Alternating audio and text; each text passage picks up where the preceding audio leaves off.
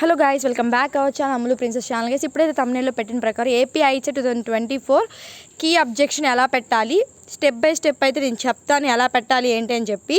Objection పెట్టకపోతే మిస్టేక్స్కి marks add అవుతాయా లేదా అని చెప్పి చాలామంది అడుగుతున్నారు. ఖచ్చితంగా పెట్టాల్సిందని అబ్జెక్షన్ అని చెప్పి. సో ఇదైతే నేనైతే క్లియర్గా చెప్తాను. వీడియోని ఫస్ట్ నుంచి లాస్ట్ వరకు అయితే చూడండి, ఎక్కడ స్కిప్ చేయకండి. దయచేసి అయితే స్కిప్ చేయకండి, ఎందుకంటే మీకు క్లియర్గా అర్థం కాకపోవచ్చు.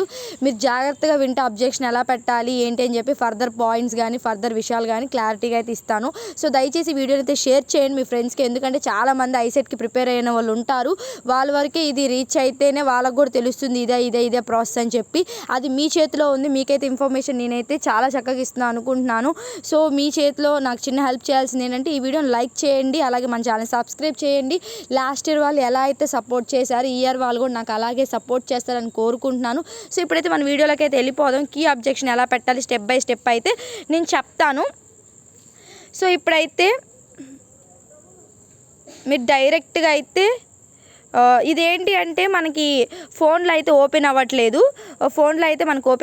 ఈ లింక్ అనేది నేను మీకు డిస్క్రిప్షన్లో ఇస్తాను. ఆ లింక్ మీద క్లిక్ చేస్తే మీకు ఫోన్లో ఆటోమేటిక్గా ఓపెన్ అయిపోతుంది. ఏంటి అంటే ఇది కంప్యూటర్ పైన అయితే ఓపెన్ అవుతుంది, ల్యాప్టాప్స్ పైన.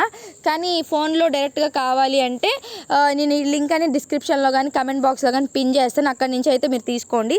సో ఇక్కడ మీరు చేయాల్సింది ఏం లేదు, మీ registration number and hall ticket number mobile number అయితే ఇచ్చేస్తే గెట్ డీటెయిల్స్ అని క్లిక్ చేయండి.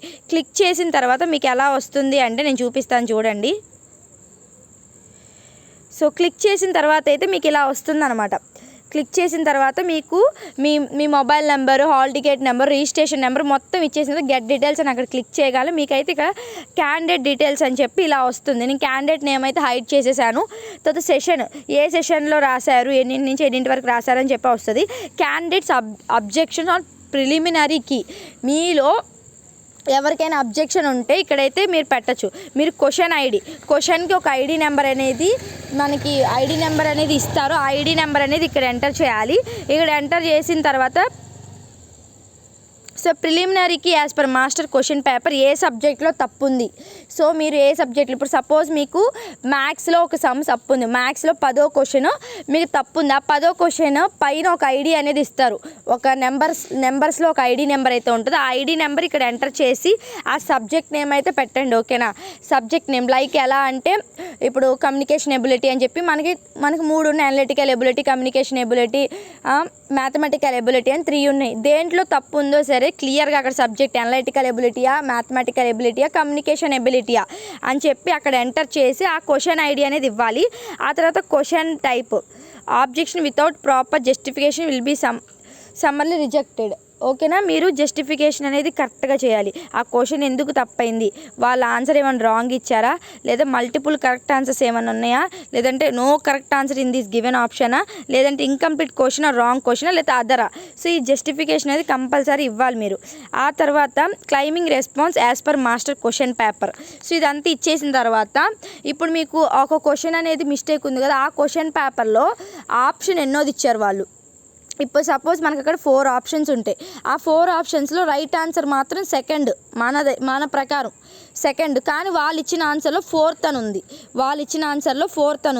సో ఇక్కడ మీరు క్లిక్ చేయాలి వాళ్ళు ఇచ్చిన ఆన్సర్లో ఏముంది అని చెప్పి. సో వాళ్ళు 4th అని ఇచ్చారు. ఓకేనా? అది క్లిక్ చేయాలన్నమాట.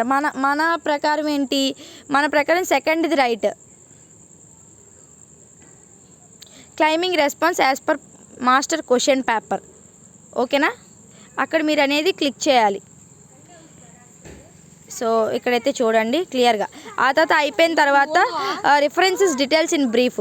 సో మీ డీటెయిల్స్ అనేవి అక్కడ ఇచ్చేసేయండి. ఓకేనా? మీ డీటెయిల్స్ అనేవి రిఫరెన్సెస్ డీటెయిల్స్ ఇన్ బ్రీఫ్లీ అంటే మీ డీటెయిల్స్ అక్కడ డీటెయిల్గా ఇచ్చేయండి. మీ హాల్ టికెట్ నెంబరు, సో మీ నేము, మీ హాల్ టికెట్ నెంబరు, మీ రిజిస్ట్రేషన్ నెంబరు, సో అని చెప్పి మీ విలేజ్ అన్నీ చెప్పి అక్కడ మీ రిఫరెన్స్ డీటెయిల్స్ ఇన్ బ్రీఫ్గా అయితే ఇచ్చేసాను. తర్వాత గెట్ ఓటీపీ అండ్ సబ్మిట్.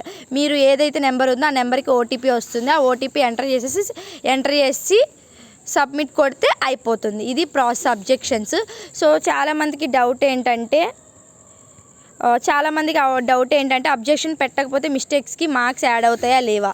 మీరు అబ్జెక్షన్ పెట్టకపోతే ఏమవుతుందంటే మోస్ట్ ఆఫ్ ది చాలామంది అయితే నాలాంటి తెంగరోళ్ళు ఉంటారు ఖచ్చితంగా ఏంటి అంటే అబ్జెక్షన్ పెడతారు. సో మోస్ట్ ఆఫ్ ది ఖచ్చితంగా ఎవరొకరు అబ్జెక్షన్ పెట్టే ఉంటారు. సో ఎక్కువ మంది పెట్టాల్సిన అవసరం కూడా లేదు, కొంతమంది అబ్జెక్షన్ పెడతారు. సో వాళ్ళ ద్వారా మనకి మార్క్స్ అనేవి చేంజ్ అయిపోతాయి. సో అబ్జెక్షన్ పెట్టినా పెట్టకపోయినా మళ్ళీ ఇంకొకసారి వెరిఫై అనేది అవుతుంది. అవే మీకు ఫైనల్ కీ అనేది వస్తుందే తప్ప మీకు ప్రిలిమినరీ కీలో ఏమైనా మిస్టేక్స్ ఉంటే వాళ్ళు ఇంకొకసారి వెరిఫై చేసి ఇస్తారు. మ్యాక్సిమము ప్రిలిమినరీ కీలో మిస్టేక్స్ అనేవి మ్యాక్సిమం రావు, ఎందుకంటే బిలో ఒక 5 క్వశ్చన్స్ ఏమైనా వస్తాయేమో కానీ మ్యాక్సిమం అయితే రావు. సో ఒకవేళ వచ్చినా సరే వాళ్ళు మళ్ళీ ఇంకొకసారి వెరిఫై చేసి ఫైనల్ కీ అయితే రిలీజ్ చేస్తారు. సో ఎవరొకరు అబ్జెక్షన్ అయితే పెడతారు ఖచ్చితంగా. సో ఎందుకంటే నాలాంటి వాళ్ళు ఉంటారు పెట్టేవాళ్ళు. సో ఎవరొకరు ఇద్దరైనా పెడతారు. మినిమము నాకు తెలిసినందుకైతే అబ్జెక్షన్స్ పెట్టేవాళ్ళు మినిమం ఒక 30-40 మెంబర్స్ అయినా ఖచ్చితంగా ఉంటారు. ఆ 30-40 మెంబర్స్ ద్వారా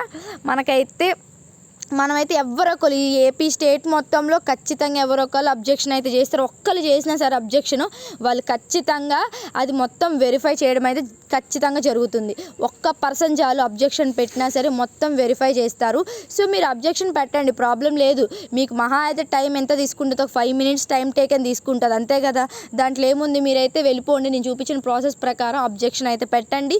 అబ్జెక్షన్ పెడితే మహా అయితే ఏమవుతుంది, ఒక 5 minutes మీ టైం వేస్ట్ అవుతుంది. ఓకేనా. మీరు ఆ 5 minutes టైం వేస్ట్ అనుకుంటే తర్వాత మీకు వచ్చే కీ షీట్ వేస్ట్ అయిపోతుంది, ఎందుకంటే ఫైనల్ కీ వేస్ట్ అయిపోతుంది. మీరు ఇప్పుడు అబ్జెక్షన్స్ పెట్టండి, మీకు కుదిరితే పెట్టండి. నార్మల్గా అయితే ఎవరొకళ్ళు పెడతారు.